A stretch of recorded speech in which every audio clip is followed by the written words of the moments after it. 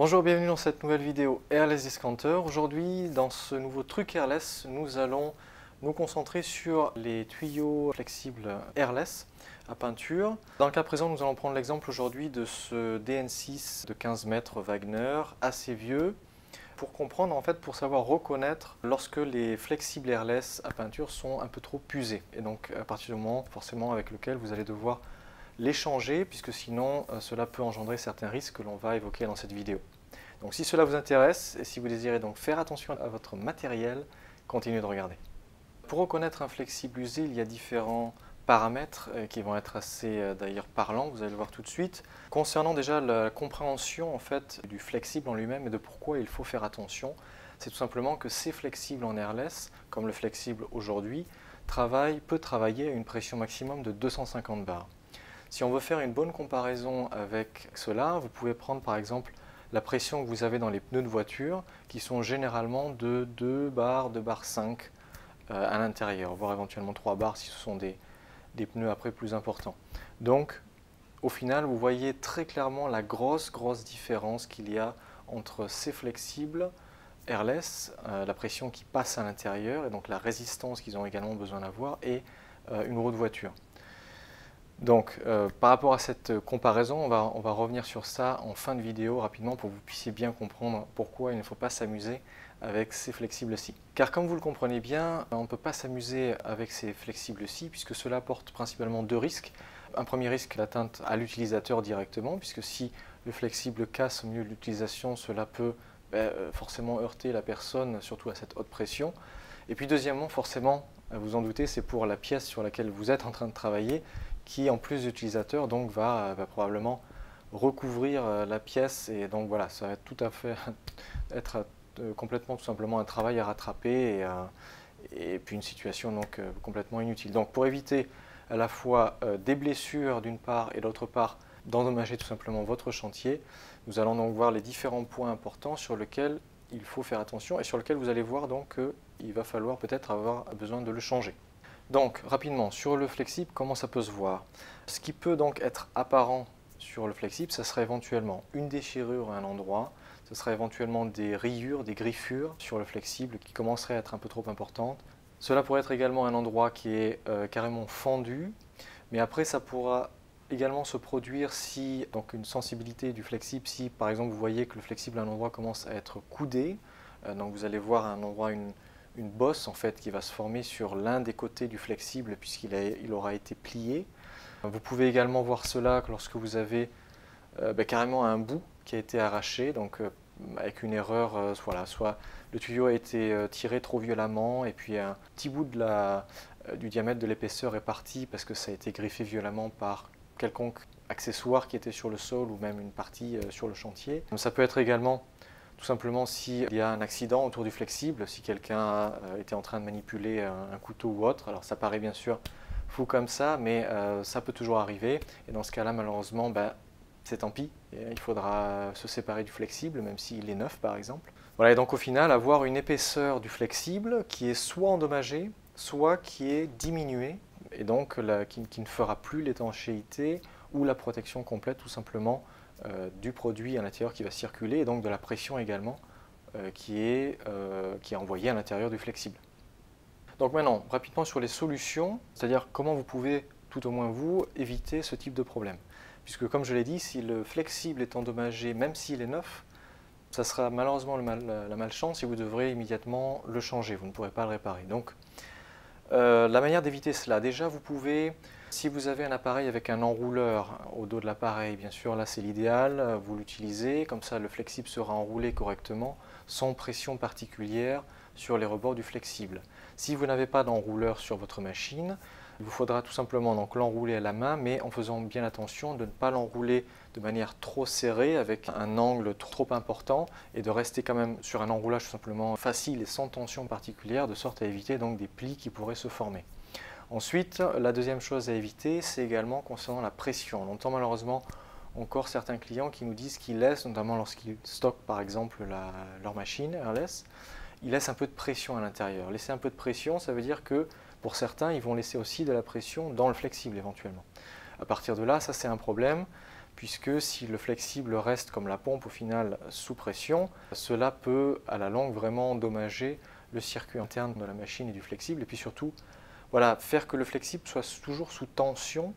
Il va perdre de sa résistance plus rapidement qu'il ne l'aurait perdu si vous l'aviez tout simplement correctement nettoyé et laissé décharger de pression après votre utilisation. Enfin, un troisième point qui peut se retrouver sur certains chantiers, malheureusement, c'est, alors ça peut être marrant bien sûr, mais dans le cas actuel, ça le sera moins pour son utilisateur, c'est ceux tout simplement qui s'amusent à tirer la machine qui est sur chariot par exemple, directement à partir du tuyau. Donc là forcément, complètement déconseillé. Les tuyaux n'ont pas déjà la résistance conçue pour cela, et puis en plus de ça, vous allez endommager le tuyau, vous allez endommager le raccord à la machine, et vous allez donc vous retrouver à endommager non seulement le flexible, mais vous risquez d'endommager votre machine en même temps. Donc bien sûr, même si heureusement que peu le font, par chance, c'est également un élément à penser. Lorsque l'on doit déplacer la machine, les accessoires et le seau, ce que l'on peut faire tout simplement, si on dispose donc par exemple d'une machine sur chariot, on accroche avec le manche du seau sur la partie qui est crochetée à l'avant de la machine, de sorte à ce que le seau donc soit surélevé dans les airs, et ensuite on bascule sa machine sur le côté, on emmène ses accessoires dans un bras, la machine de l'autre, et on part avec. Si on a une machine qui est malheureusement sur châssis, et donc tout doit être, si vous voulez, transporter en même temps, bon ben là effectivement, soit vous faites partie par partie, soit vous êtes plusieurs, et vous faites ça en même temps, mais en tous les cas, encore une fois, vous prenez chaque élément bien, vous l'emmenez en même temps, et vous ne vous amusez pas à transporter les choses en les tirant. Donc maintenant, concernant la conservation, donc même si vous disposez toujours d'un flexible qui semble être toujours en très bon état, mais que vous utilisez, mettons, depuis déjà plusieurs semaines, plusieurs mois, plusieurs années, la question est donc, d'accord, mais quelle est la longévité plus ou moins du flexible, même s'il semble être toujours en bon état et qu'il n'est pas physiquement endommagé? Eh bien, selon les fabricants et selon Wagner dans le cas actuel par exemple, il est conseillé, selon eux, de changer un flexible environ tous les 6 ans, même si le flexible donc, est physiquement en bon état, mais de par la vieillesse donc, du matériau, du plastique, et puis de par l'étirement qu'il y a pu avoir avec le temps à l'intérieur du flexible en lui-même, avec le temps forcément ça se fragilise, et donc le risque au-delà de 6 ans, selon le fabricant, c'est que tout simplement à un moment donné, le flexible pète et qu'il se casse en deux, ou qu'il se fissure très, très facilement, très rapidement. Et donc c'est pour ça que c'est une date qui a été plus ou moins calculée de sorte à éviter tout problème pour vous sur chantier, à savoir que donc environ tous les 6 ans, voilà, il vous est recommandé en tous les cas de changer le flexible. Concernant les indications par ailleurs de pression, etc. et de date de fabrication, si vous avez aussi un doute, après vous ayez acheté votre pompe, puisque votre pompe était probablement dans le magasin dans certains cas depuis déjà quelques temps. Donc si vous avez un doute sur la date, de toute manière c'est toujours marqué, c'est en fait imprimé carrément sur les flexibles à peinture Airless, Graco, Wagner, Titan, Pharmax, etc. Vous avez toujours une inscription complète avec principalement pour vous aujourd'hui donc la pression maximum avec laquelle il peut travailler et puis également la date de fabrication du flexible. Donc à partir de là, vous saurez immédiatement quel âge votre tuyau a. Enfin, le dernier élément auquel vous pouvez faire attention, qui est plus ou moins typique dans certains cas, c'est l'exemple aujourd'hui que vous avez sur cette pompe à enduit Graco, où le flexible à enduit est recouvert donc de produit directement, qui s'est déjà un petit peu épaissi dessus. Et donc le gros problème que vous avez, c'est que comme ces tuyaux, comme on l'a dit, travaillent à haute pression, ils ont également besoin de pouvoir s'expanser.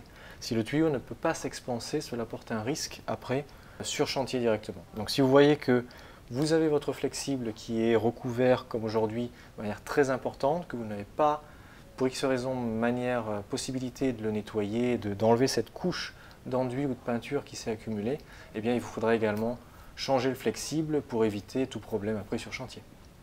Ok, le dernier exemple que l'on va vous présenter aujourd'hui et sur lequel donc c'est pour moi en tous les cas, pour vous aujourd'hui un très bon exemple, c'est le cas sur ce tuyau de cette réparation, puisque l'on a encore malheureusement des clients qui s'amusent à réparer leur flexible en espérant que cela va tenir et qu'ils vont pouvoir continuer de travailler au moins pendant quelques temps supplémentaires sans problème. Donc vous avez l'exemple ici d'une personne qui a son raccord entre la partie plastique et métal qui a tout simplement été fissuré ou cassé. Ils ont essayé de colmater ça avec du scotch gris. Et dites-vous bien, donc ça en rapport de nouveau avec ce que je vous avais parlé, la comparaison avec les roues de voiture à la pression à l'intérieur en début de cette vidéo. Eh bien, cet exemple est typique, c'est-à-dire est-ce que vous vous amuseriez à colmater comme vous le pouvez avec de la colle ou bien du scotch votre roue de voiture pour ensuite continuer de rouler? Bien sûr que non. Cela serait bien un trop grand risque, cela ne tiendrait pas. Donc si vous ne faites pas ça sur votre roue de voiture qui comporte que 2-3 bars de pression, vous ne ferez certainement pas ça sur un tuyau qui lui en accepte 250 bars. Donc voilà, très simplement, évitez de colmater comme vous pouvez votre tuyau, qu'il soit jeune ou âgé, peu importe, s'il est cassé, il est cassé, c'est comme ça. Si vous voulez rester sans risque pour vous et votre chantier, il faudra changer le flexible. Voilà donc pour cette vidéo de présentation, aujourd'hui, des cas sur lesquels il va falloir donc faire attention et donc la manière avec laquelle vous allez pouvoir vérifier sur votre flexible. Si vous avez d'autres questions, n'hésitez pas à nous contacter comme d'habitude par téléphone, email, Messenger, WhatsApp. Je vous invite aussi à regarder nos autres vidéos Trucs Airless si vous voulez voir donc, nos autres astuces sur chantier. Et puis bien sûr, si vous avez des questions par rapport à votre tuyau en lui-même, n'hésitez pas à nous le faire savoir afin que nous puissions donc vous aider au mieux. Lâchez un pouce bleu. Cela pourra bien sûr toujours nous aider et puis partagez cette vidéo si ça vous a plu et à très vite sur Airless Discounter.